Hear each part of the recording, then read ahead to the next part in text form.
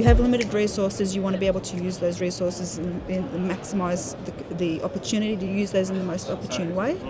And so you need to be able to know where that is and how that is. Without data, without being able to access data and be able to trend and monitor and measure, etc., you're basically just working by guesswork.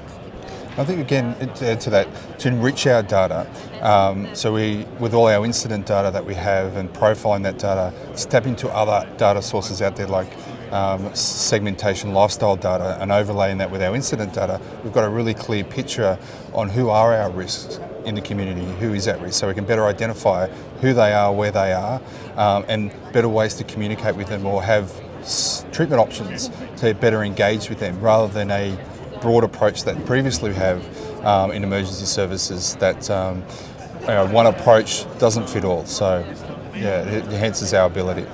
The challenge is meeting the expectation of the community as far as the quality of what that they would like us to deliver. But the challenge is also a very good benefit, and for us, we do our business better. We can now warn people sooner about events. We have a better understanding about the potential impact of events.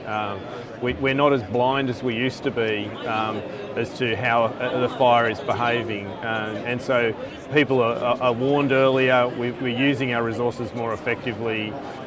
We're being able to suppress a much larger number of fires, and we're more effective in containing fires that, by using this data and this information.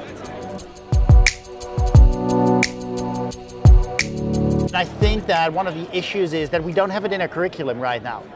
We're not hiring data scientists or people with a data or computer science background in any position because the firefighting is a layman's job. And for good reasons. I mean, you don't want to fill up a fire engine with data scientists. Please don't. But to have a couple of them around in your service is really important. To understand the job, who fight fires, who've been out there in the fields, that is important. And I think that people start to understand it, but I'm not sure that everybody understands the magnitude of things to come. The data collection is absolutely essential. It's the core element, it's the foundation of everything we need to look at what's happening so that we can look at the changes. So in collecting that data, it's very complex, it's very time consuming, just to try and collect data from different sources so that we can have the best picture possible to help us understand who is drowning, who is actually getting involved in incidents, and what those causal factors may be.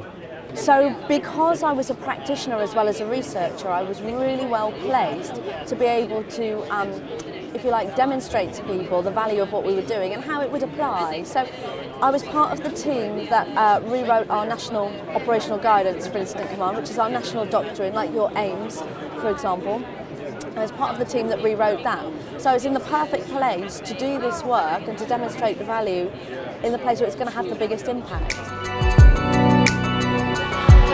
One of the problems with government is that the lack of development speed, the lack of agility, which in turn is probably in place because of all sort of tendering processes. So you have to write specifications on about the color and the size of fonts and stuff like that. And you cannot change it quickly. And that is, well, we have to think about how we do that. If you build a fire truck, you got like 12 months to think about it. But if you build software, you should do it every 3 weeks. But you don't want to do a tendering process every 3 weeks. None of the vendors would actually come in. So we have to think about how we're going to implement things like that within development of tools, data tools within the fire service.